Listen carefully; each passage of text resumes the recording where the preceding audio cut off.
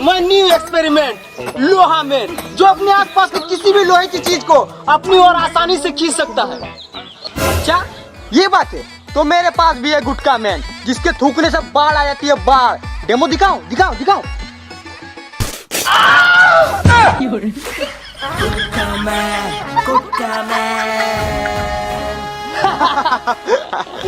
अबे ये आसपास की चीजों को तो हम खुद ढूंढ सकते हैं, अगर दूर की चीज खींच पाए तो बता। अरे भाई, ये दूर की चीजों को भी खींच सकता है।